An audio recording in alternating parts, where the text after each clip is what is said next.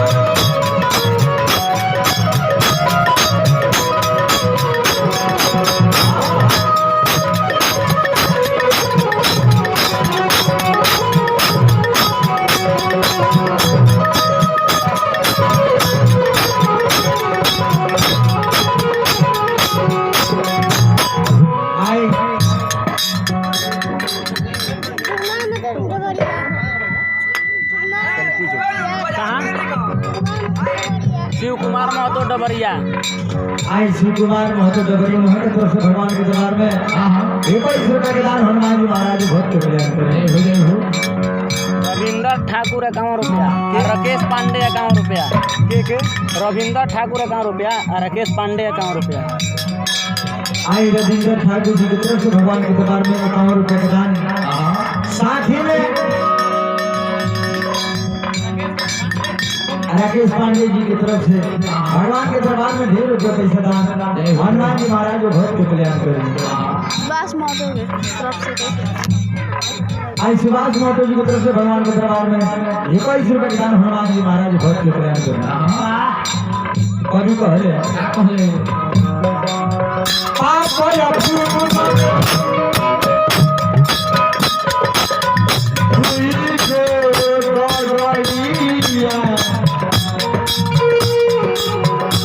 बनी के कनो साथी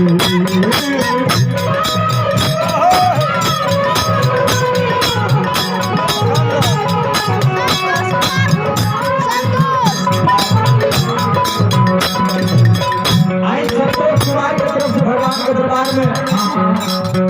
21 रुपए के दान हनुमान जी महाराज बहुत कल्याण करेंगे। प्रेम से बोले दान देवा दाता की उनके माता पिता की जय। कभी कहले ना कहले बाप रे फूल तुझको डगड़िया ले बनी के कनो साथी।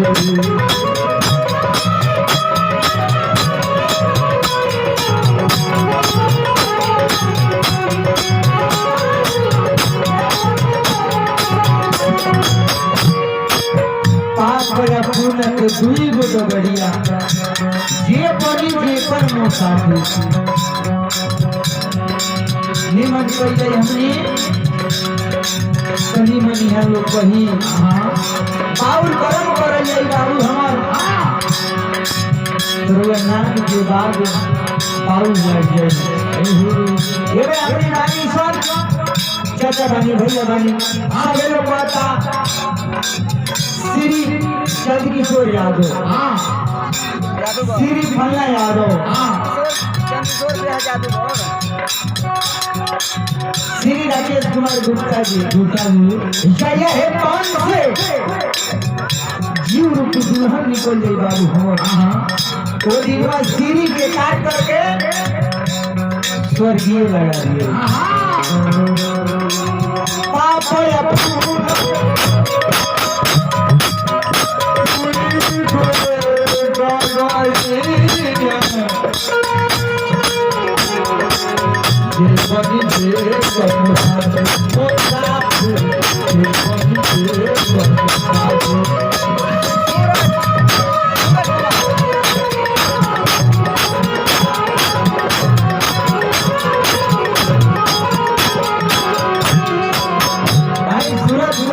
भगवान के दरबार में ये पर इस प्रकार हनुमान जी महाराज बहुत गुणगान करें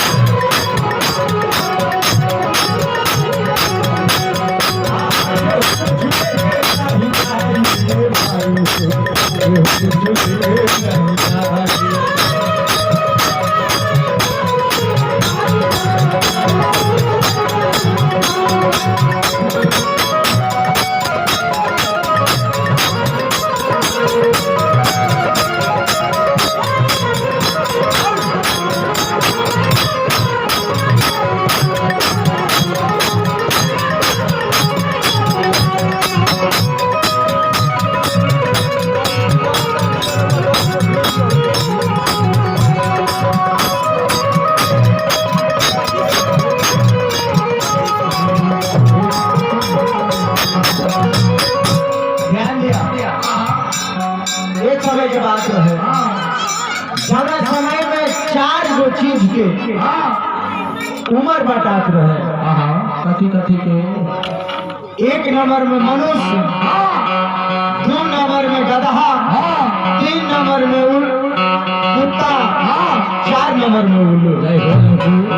ये 4 आदमी के उम्र बतात रहे भगवान शिव 4 आदमी के 40-40 वर्ष की आयु दे दिए सभी लोग आ गई गधा महाराज मन में विचार करिए ये 40 वर्ष लोग के लाठी ढोए हो पहले भगवान शिव को लेकर बोले हे नारायण 40 वर्ष बहुत ज्यादा हो गए कभी हमारा उमरवा में से कम कर देती तो बहुत सुंदर रहे भगवान शिव कहले कितना चाहिए गधा कहले जे आधा कह दे तब तक मनुष्य सोचले कि हम 40 वर्ष में का करब का ना करब भगवान शिव के लगे गए जाके भगवान शिव से पहले हे महाराज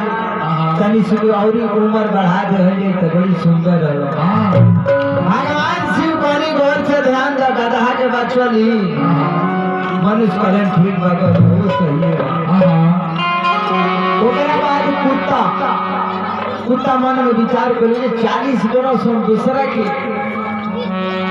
कावरा के आसरा करब दूसरा के दुआरी जो हम 40 वर्ष वो से आशा हुई भगवान शिव से कोई उम्र अपन कम कराली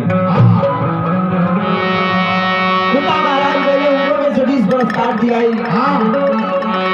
ओकरा बाद मनुष्य भी गई भगवान शिव से पहले हे भगवान कन्यौरी उम्र बढ़ा दिया भगवान शिव कहने जो कुत्ता के बाद चाहे मनुष्य उसके बाद उल्लू भी जाके अपन उम्र 20 वर्ष कम करा ली है फिर मनुष्य गई भगवान शिव से बोले हे भगवान हमारे के कुछ और ही होके तो दिया जा भगवान शिव पानी में सुना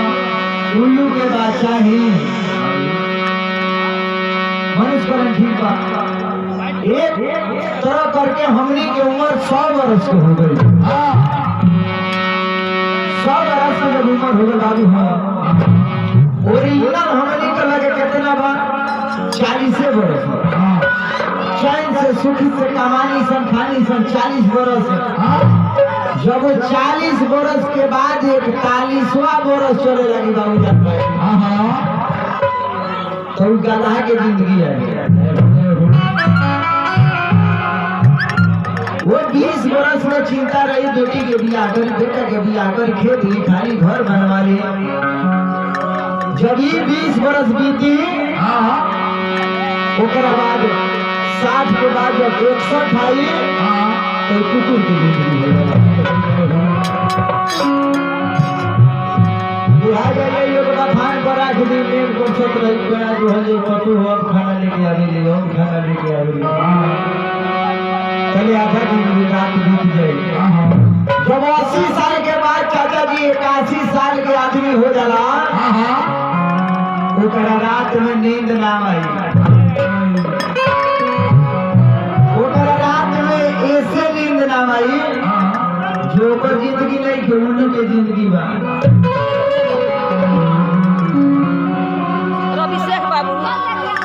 आई हमरा अभिषेक बाबू के तरफ से भगवान के दरबार में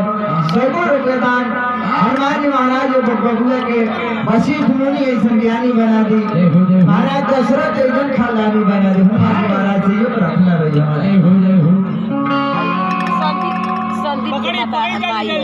हमारी संदीप के आई संदीप के माँ के तरफ से भगवान के दरबार में पकड़े निवासी 11 रुपये के दान हनुमान जी महाराज बहुत के कल्याण करी राकेश पांडे कोटवा आई राकेश पांडे जी कोटवा निवासी उनके तरफ से भगवान के दरबार में 100 रुपये दान हनुमान जी महाराज बहुत के कल्याण करी हनुमान जी के वहाँ का पूर्ति जी जी हनुमान जी महाराज से विनती रही हमरा राकेश भैया के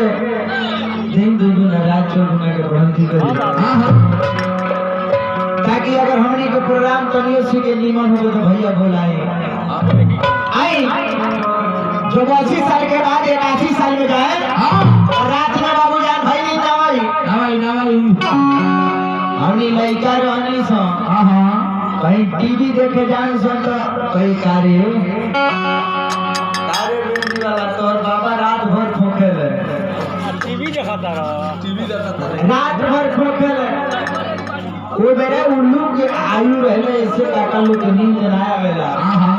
ई अगरबत्तिया डॉक्टर साहब के लगे काका जाके कहन हे डॉक्टर साहब रात भर नींद में खेलाब डॉक्टर साहब बाबू जान भाई बतिया बुझता रे जे तारे के में नींद आई तो हर जिंदगी हो जे तारे नींद आई एक कभी कहले किसी को नते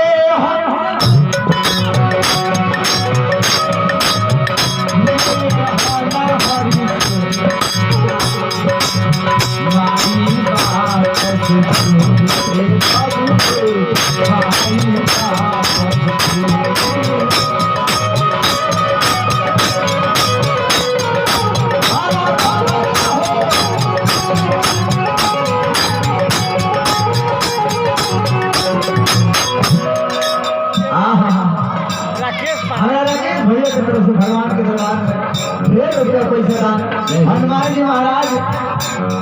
और भैया के जय हो हनुमान जी महाराज विनती रही हे हनुमान जी महाराज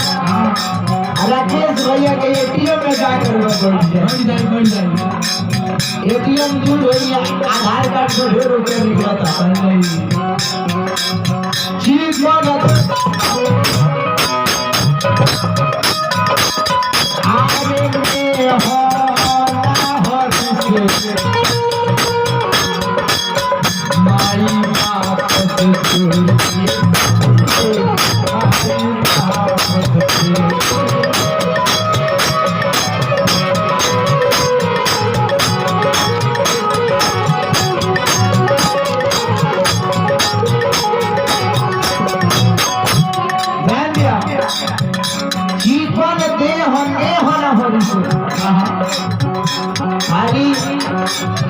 शरीर साफ भैया से ना होला बिल्कुल भैया अंदर ले साफ होने के चाहिए जीवन देह नेहन हरि से माई बाप से चोरी आज कल के बबुआ लोग खुदरा मिल जाएगी 500 खुदरा 500 खुदरा हो जाएगी हनुमान जी जीवन देह नेहन हरि से माई बाप से चोरी कहीं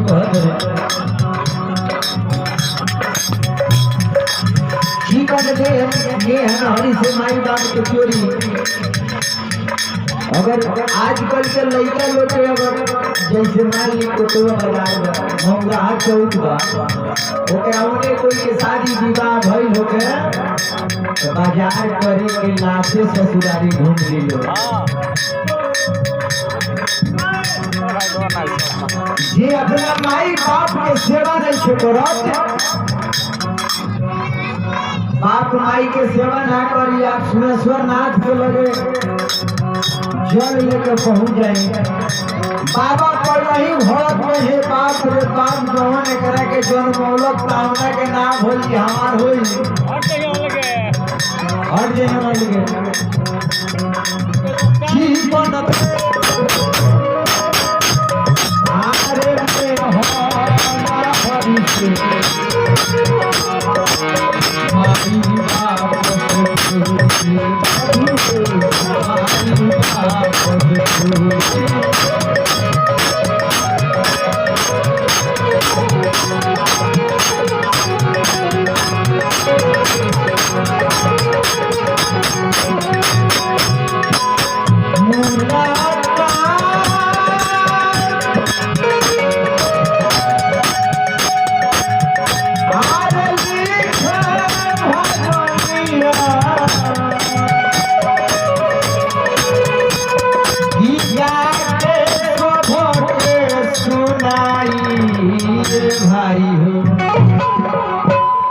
भाई हो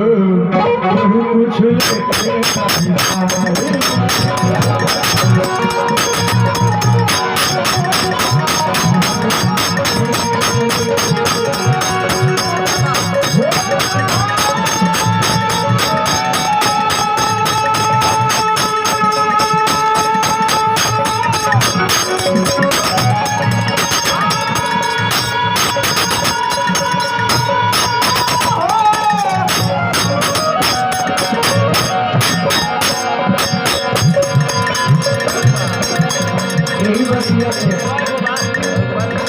अलग भाग में काका लोग आवे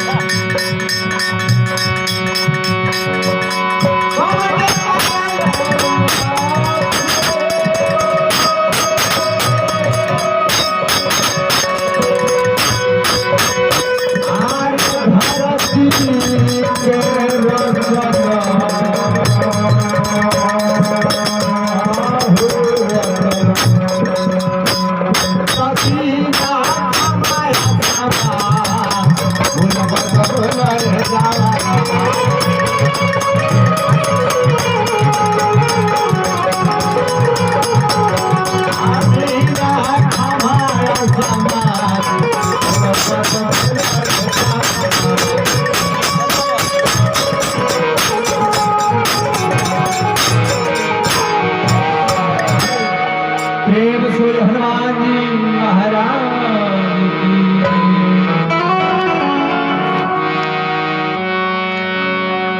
ये हनुमान जी महाराज लंका में घूम करके खोज लिए नहीं कहीं मात्र सूर्य जानकी को पता नहीं खेला लंका में घूमते घूमते जा करके विभीषण जी महाराज के कुटिया भेटाई जौना कुटिया पर राम नाम लिखल है राम नाम लंकेश महाराज रावण जब देखले विभीषण से कहले हे विभीषण अपना घर पर दुश्मन के नाम ना लिखे विभीषण जी महाराज कहनी ना भैया ऐसा बात नहीं थे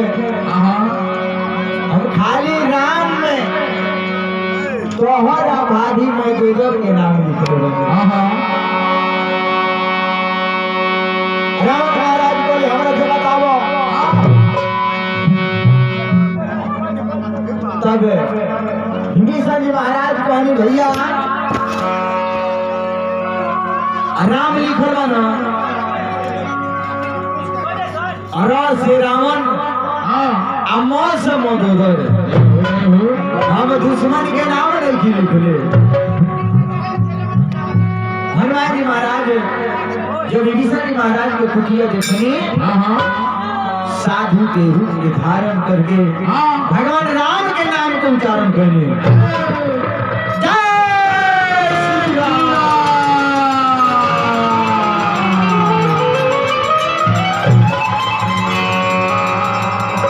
हनुमान जी महाराज जब इतना कहने विभीषण जी महाराज कुटिया से अपना बाहर रहेंगे। हनुमान जी महाराज से पूछा था नहीं कैसे कि कमन नगरिया से अइलो भैया कि भारी हालत पसी के भेष बाबू। हनुमान जी महाराज से विभीषण जी पूछे हे महाराज बताई कौना नगरी से हई काहे लावैनी साधु के रूप धारण कैसे करे कि कवना नगरिया से अइला भैया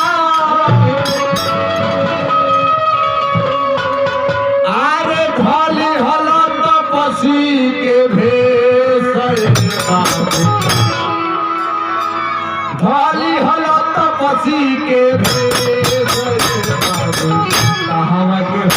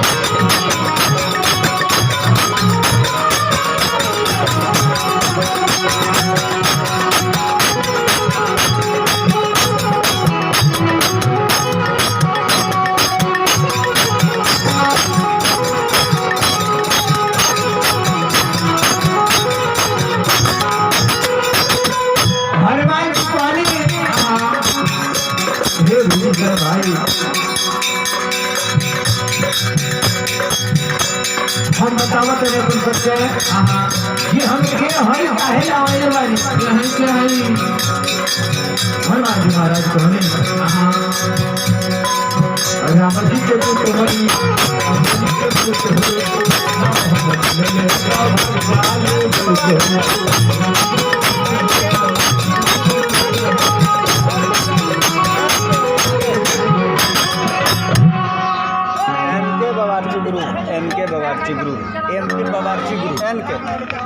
एनके बवार्ची ग्रुप वहाँ के तरफ से भगवान के तरफ से 11 रुपए के दान हनुमान जी महाराज भक्त कल्याण करी बहुत सारे दान सजा के मारो आई बहुत सुंदर दिल में लागल चोट गुरु महाराज को पॉकेट से निकल 10 रुपए के नोट हनुमान जी महाराज से मांगल हो रही वहाँ के इतना ना आशीर्वाद हमारा ऊपर बनल रहो कि हम ये कुछ खाए कमाई हो जाए खुशी के बाद ही होगा गुरु महाराज जी 8 जान राम विवाह शिव विवाह हनुमान रचना के साथ साथ टेंट हाउस जैसे पंडाल, जनरेटर सवेरा, साउंड रखले बनी और भी शुभ अवसर हो गए तो एक बार सेवा का मौका होते हनुमान महाराज बड़े है भी सरकारी।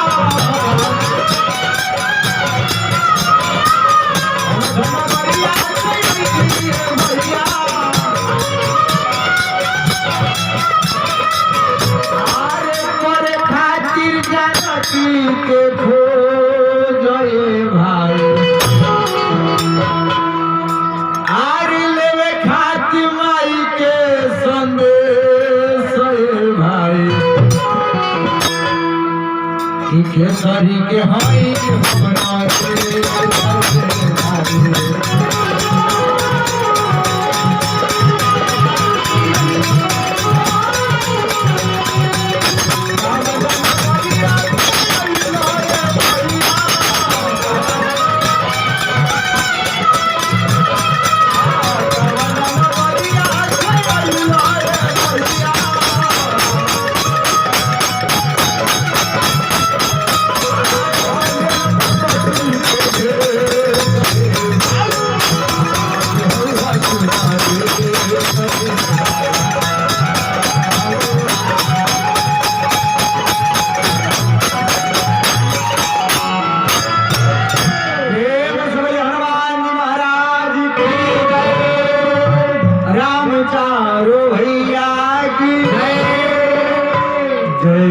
श्री सीताराम।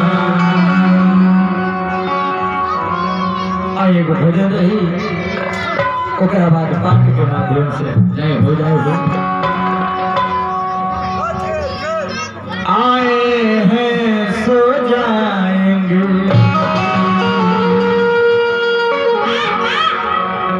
राजा रंग के फकीर एक ही सिंहासन बैठे चले किए के बांधे जंजीर।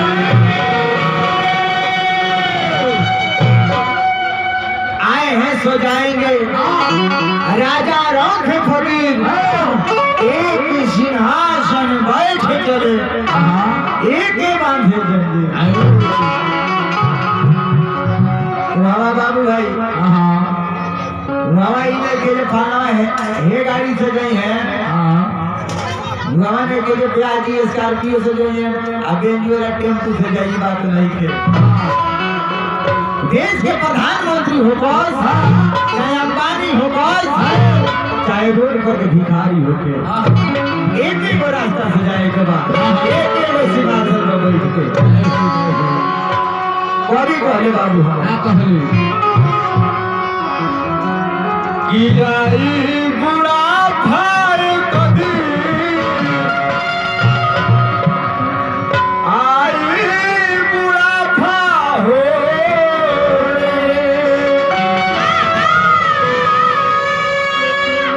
आई बुढ़ा भाई कभी कि पलट जाई पास छोड़ दे चिड़ैया रे पिजड़ावा के आशा आई बुढ़ापा एक दिन पलट गई पासा छोड़ दे चिड़ैया रे पिजड़ावा के आशा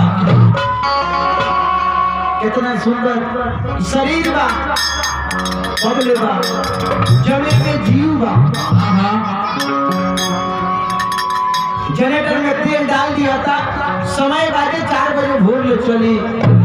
लेकिन हेमे पैसा तेल बा कई बजे ले चली हमर बने की जाना एगो उहे जाना तारे जी में तेल डाल ले बा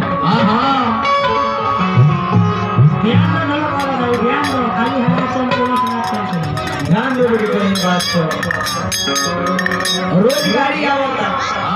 हमनियों के लाख प्लेटफार्मों का रोज गाड़ी आवता रोज जाता लेकिन हमनी के ही था नहीं थे जो हमारा गाड़ी को हमनी प्लेटफार्मों में मानी सब लेकिन गड़िया लोग पहले जात रहे बाहर गाड़ी छूट गया के छूट गया गाड़ी आई जा गई तेल छूट गई है आई बुढ़ा भाई कभी आई